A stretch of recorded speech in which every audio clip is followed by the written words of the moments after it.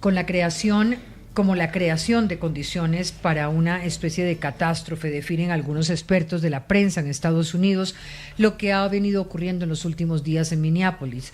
El despliegue de fuerzas federales como el ICE para adelantar operativos anti-inmigración en un estado que es considerado santuario y donde se ha desatado esta violencia. 2 personas han muerto a manos de 3.000 hombres desplegadas en la que se llama la Operación Metro. Han dejado imágenes icónicas, además, como la detención de un menor de 5 años y una oleada de manifestaciones en contra de un gobierno que dice que estas muertes se han dado bajo defensa propia en medio de un panorama en el que el gobierno federal considera que las autoridades de Minneapolis acogen y protegen a los inmigrantes que cometen delitos. Este lunes hubo una llamada entre el presidente Trump y el gobernador Tim Walz en el que las tensiones parecieron haberse reducido tras el envío del SAR contra la inmigración a Minneapolis. Iker Seisdedos, colega, corresponsal del país, responsable en Estados Unidos, muy buenas noches y gracias por acompañarnos. Hola, buenas noches, Diana, encantado de estar con vosotros. Iker, ¿cuál es el panorama hoy que se vive en Minneapolis? ¿Qué ha pasado tras la muerte de Alex Pretty? ¿Y qué tensiones se han desatado luego de del asesinato que ocurrió? ¿Qué dicen las personas en ese estado? Bueno, la ciudad está muy conmocionada por la muerte de este segundo estadounidense después de la poeta de 37 años, Renee Wood, que murió hace 18 días, 19. Y hay una sensación de enfado con la impunidad de los agentes federales, con la defensa que ha hecho la administración de Trump de sus agentes y con las mentiras que han contado sobre lo que sucedió, ¿no? Y que todos hemos podido comprobar que lo eran al ver los vídeos, que dejan lugar a pocas interpretaciones. Hay que esperar a la investigación, pero parece claro que fue un acto de brutalidad policial, tanto lo de Pretty de este fin de semana como lo de Good. Por otra parte, la ciudad está... Bueno, es una ciudad a menos 25 grados bajo cero y eso influye en la vida de las calles, y también es una ciudad que lleva 2 meses tomada por las fuerzas de anti-inmigración de Trump, y eso está afectando a los negocios, al ánimo de la gente, que por otra parte está demostrándose muy aguerrida, muy combativa y muy imaginativa en la manera en la que están combatiendo esta toma de la ciudad, ¿no? Los activistas se organizan muy bien, hay gente que, pese a la temperatura que os digo que hace, se concentra cada día frente al edificio del ICE, se han organizado altares en los 2 lugares en los que murieron estas personas, y hay una sensación de que se están organizando y levantando contra algo, no solo en nombre de sus compañeros, de sus vecinos migrantes, porque muchos de los que están en las manifestaciones, o casi todos, son hombres y mujeres blancos que obviamente son ciudadanos estadounidenses. No solo se están organizando y protestando en nombre de esos vecinos que no salen de sus casas por miedo, lo están haciendo también un poco por el resto del país y por parar esta escalada de Trump. Sí. Y que quisiera saber si hay algún resultado con la conversación hoy entre el gobernador Walz y el presidente Trump. Bueno, da la impresión de que están intentando buscar una salida honrosa, ¿no? Mandar a Tom Homan, que no es que sea, digo, nadie podría considerar a Tom Homan un agente muy, o sea, calmante, ¿no? Porque es un hombre que es muy duro. Pues es el zar anti-inmigración, ¿no? Sí. Sí, eso es. Pero bueno, la idea, yo creo que también da una imagen de que están sacando de aquí al tipo que estaba llevando las riendas del operativo, que es este Bobino, que, bueno, pues se ha convertido en el símbolo también, no solo por lo que está haciendo, sino también por cómo lo está haciendo, ¿no? La forma en la que se viste, la forma en la que habla. Y yo creo que ahí hay una pequeña señal de que están intentando ver de qué manera pueden salir de aquí, porque yo creo que se les ha complicado mucho más de lo que pensaban. Mañana viene, esa complicación se refiere, Iker, un poco a que estas protestas pueden escalar, que podemos estar en un escenario como el que se vivió en la época de George Floyd, ¿o por qué? Yo creo que no tanto eso como que no solo en esta ciudad, sino en el resto del país, la gente está viendo cosas que no le gustan. Hay mucha gente entre los votantes de Trump incluso, al menos quizá los no tan convencidos, que pueden estar de acuerdo con la idea de cerrar la frontera, de una inmigración ordenada, de echar a lo que ellos llaman worst of the worst, ¿no? Los peores de los peores, pero lo que no están de acuerdo es que un ciudadano estadounidense vaya por la calle y acabe por grabar a unos agentes federales muerto en la acera, ¿no? Entonces, hoy, por ejemplo, se ha sabido, no se ha hablado mucho de eso, porque claro, suceden tantas cosas, pero el candidato republicano a la gobernaduría del estado ha decidido no presentarse porque es imposible ganar con esa imagen Sí. en esta ciudad, en este estado que por otra parte no consiguió ganar ni Ronald Reagan, ¿no? Entonces yo creo que eso es lo que está sucediendo. Trump acaba de anunciar que va a hablar mañana con el alcalde de Minneapolis, Jacob Frey. Es gente, tanto él como Walsh, a los que ha insultado repetidamente, ¿no? Y esto lo hemos visto con Trump. Hay un momento con otros líderes, pues que hay un momento en el que para y tiene una llamada y de pronto todo se reconduce, ¿no? Sí. Que es una situación un poco, pues eso, de esta ansiedad en la que nos tiene a todos metidos, de estar Entiendo, pendientes siempre de... entiendo además que se están pidiendo las actas electorales en Minneapolis. ¿Y cuál es la razón de esa solicitud? ¿Es posible que las tengan que entregar?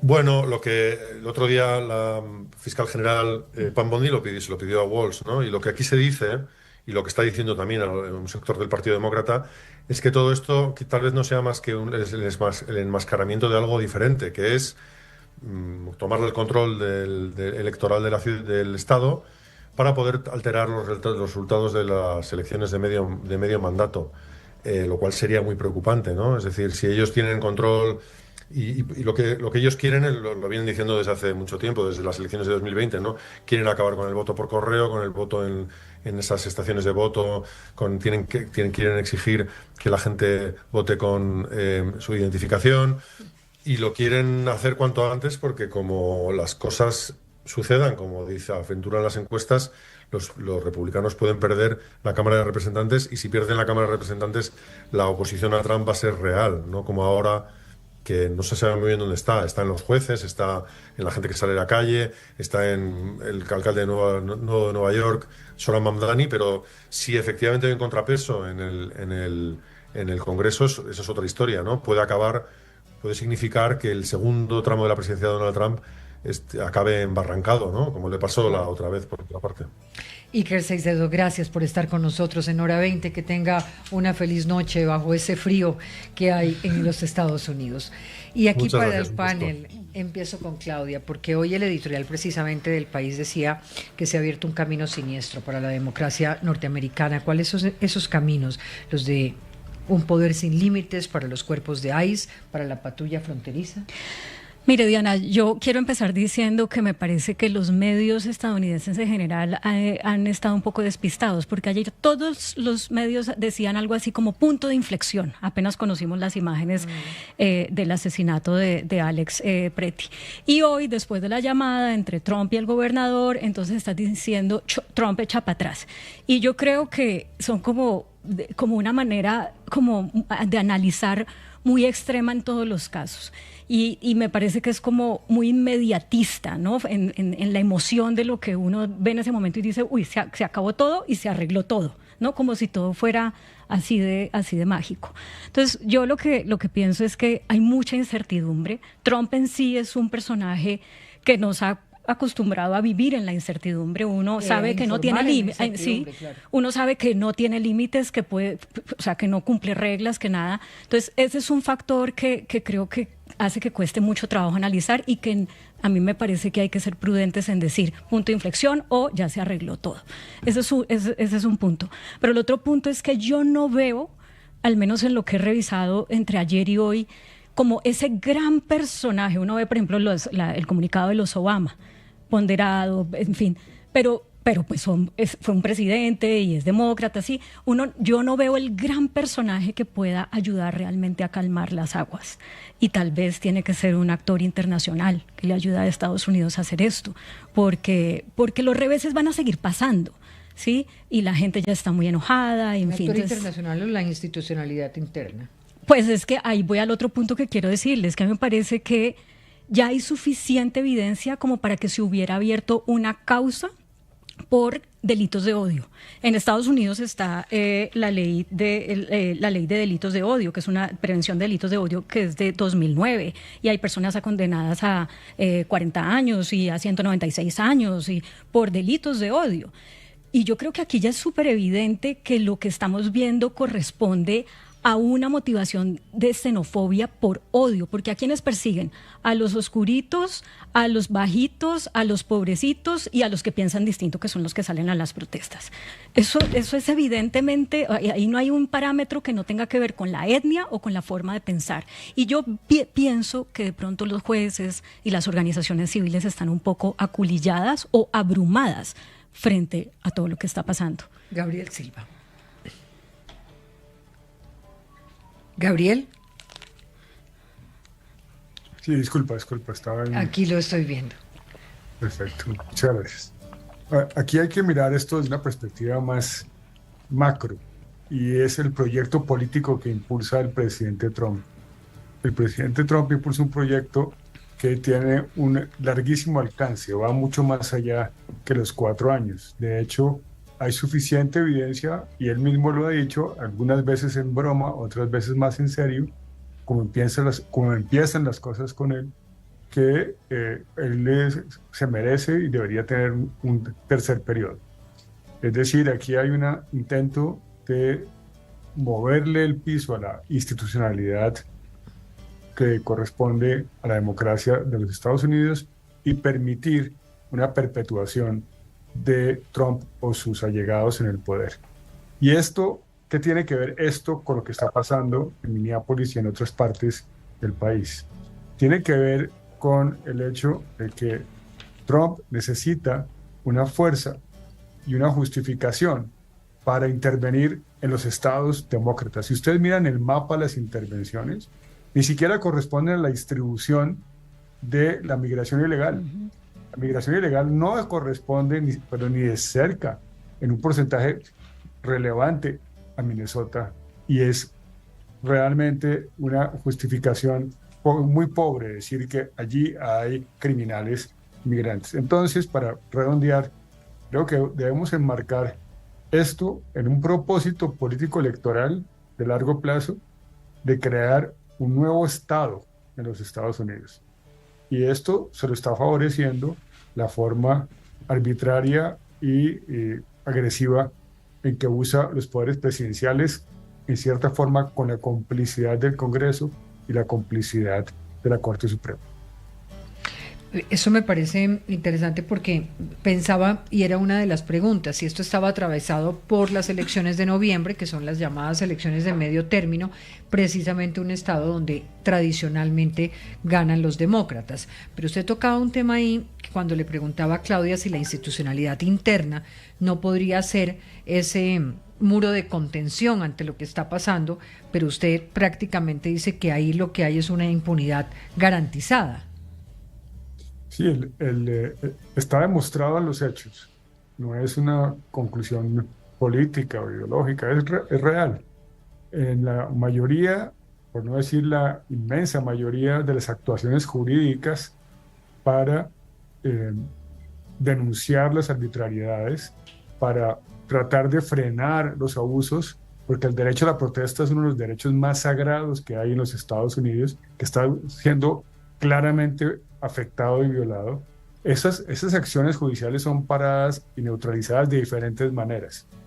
Por ejemplo, aquí el presidente Trump está invocando una ley de 1807, la ley de la insurrección, una ley que se hizo para que no se separaran los estados cuando se estaba conformando la Unión. Nada que ver con lo que está pasando aquí. La está invocando, ¿para qué? Para poder judicializar las autoridades locales y de los estados. La está invocando para pedir que la Corte Suprema le permita desplegar fuerzas militares en las zonas demócratas, y esto pues realmente hace que la eficacia de las instituciones sea muy baja para detener a Trump. Claro, ¿hasta dónde puede llegar o qué lo puede parar? ¿Qué o quién? Pues realmente él sabe que lo puede parar el Congreso si se le destruyen las mayorías. Por eso lo que dijo Belke es totalmente cierto. Aquí hay un enfoque de acción militar, no para, digamos, tratar de movilizar o cambiar la votación, es todo lo contrario, es para impedir la votación. Entonces, la intimidación como herramienta electoral. Y esto pues puede tener resultados en que algo que se ve, porque mire las cifras, Diana. Te digo, el país, el 49% del país considera que ICE no es confiable y es un peligro. Y el 34% de la gente solamente considera que se siente seguro cuando se encuentra con un oficial de ICE. Esto naturalmente pues va a llevar también a una reacción, y las siguientes encuestas que surjan sobre Trump creo que van a demostrar una caída en popularidad, que puede ser lo que está motivando lo que decía Claudia, estas movidas totalmente tácticas y temporales para apaciguar los ánimos. Sergio Guzmán.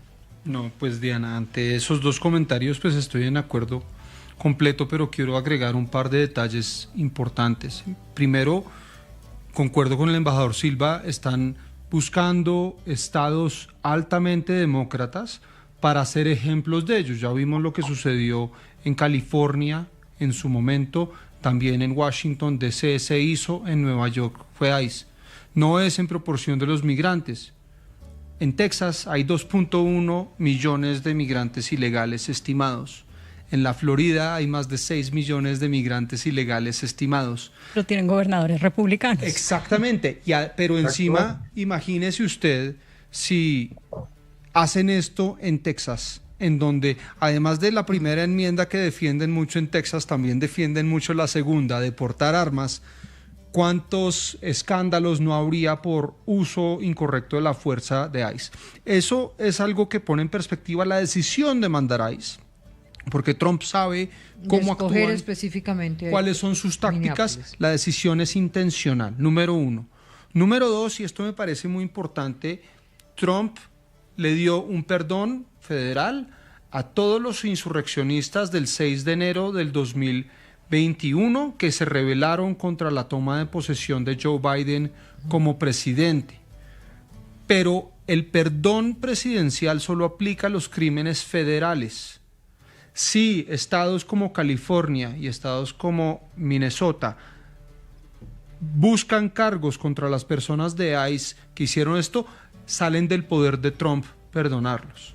Entonces, ya en este momento, y yo no sé si concuerdo con lo del punto de inflexión, porque yo sí creo que en este momento los gobernadores demócratas y republicanos sienten una presión real de tener que enfrentar al gobierno federal y demandar a algunos de estos perpetradores de estas acciones en las cárceles, porque si hay algo que, como el embajador Silva mencionó, los americanos consagran realmente cercano, son el Bill of Rights, las enmiendas a la Constitución, sí. La primera enmienda, libertad de prensa, la segunda enmienda, libertad de portar armas, dos cosas que Alex Preti estaba haciendo en el momento que fue asesinado por estos agentes de ICE. Entonces, yo creo que ahí se le empieza a revolcar el piso, y el cálculo de Trump de hablar con este gobernador, mañana con el alcalde, buscar desescalar la situación, obedece a un cálculo político que Trump ya sabe, como lo había dicho el señor Seis Dedos, que van a perder las elecciones si siguen así, porque ya la voluntad política del pueblo no está viéndose reflejada en que los peores de los peores, que era con quien Trump hizo campaña desde que se bajó en esas escaleras eléctricas en el 2014, sino justamente niños, adultos mayores, personas que ya habían sido residentes de los Estados Unidos, que pagan sus impuestos honestamente todos los meses. Y hay que decir una cosa, el embajador Silva lo conoce, no sé, Claudia, si tú has vivido en Estados Unidos, allá uno le tiene miedo al policía. No respeta al policía. Sí. Porque uno sabe que el policía es absolutamente defendido. Uno sabe que uno contra un policía no puede ganar nada, y que los chances de que ese encuentro termine uno malo o muerto o en la cárcel son bastante altas. Pero ahora los que están siendo victimizados por eso ya no son las personas de tez oscura ya no son únicamente quienes hablan español, sino los ciudadanos americanos, y esto para los estadounidenses es imperdonable. Gabriel, ¿qué tanto pesan pronunciamientos como el de Obama, por ejemplo? Bueno, hay una cosa importante que dijo el expresidente Obama, y es que pide una convocatoria y una unidad por encima de los partidos. Y señalo este aspecto de su declaración que es muy interesante y muy emotiva, porque está ocurriendo que en sectores republicanos, centristas, también está empezando a sentirse tremendamente incómodos con estas arbitrariedades. Y de otra parte, por razones totalmente pragmáticas, incluso trumpistas y representantes a la Cámara elegidos por apoyando a Trump, ven que esta situación está afectando su reputación local, incluso entre los votantes republicanos. Es muy inteligente el llamado de Obama a decir, dejemos los partidos de lado, concentrémonos en lo que es el core, el corazón, el núcleo. Y en ese sentido, pues creo que, como dijo Sergio y como dijo Claudia, realmente estamos ante una maniobra de extracción, pero la situación se le puede debilitar incluso dentro del Partido Republicano de manera marginal, pero eso es suficiente para que cambien las mayorías en noviembre de este año. Yo creo que sí es suficiente para que cambien las mayorías en noviembre de este año. Sin embargo, yo creo que Trump ha llegado tan lejos en hacer lo que quiere por encima de cualquier normatividad y que ha probado a sus seguidores y que ya tiene en su mano la evidencia de que no importa que mienta, no importa que no cumpla la ley, no importa que no cumpla los fallos. Pero todo tiene un punto de quiebre, ¿no? Todo tiene un punto de quiebre, pero es que Trump está ampliando, digamos, como la franja de absolutamente todo. Entonces, yo no estaría tan segura, por ejemplo, de que esto le cueste muy alto electoralmente. Si algo ha logrado Trump es que a la gente ya no le importa la verdad. Y esto de que el dato mata relato se acabó. Lo que pasa es que, digamos, ahorita decía Iker, esas imágenes no dan lugar a duda, ¿no? Pero aún así, ellos son capaces de salir a decir todo lo contrario a lo que uno está viendo en las imágenes. Y si no es por el escándalo que se arma, entonces Trump no le baja un poquito. Pero porque no fue que como están diciendo varios medios, que se echó para atrás. Yo no he visto que se haya echado para atrás. Yo vi que tuvo una conversación con el gobernador y que mandó al de la frontera. Y ya. Eso no es echarse para atrás, a mi juicio.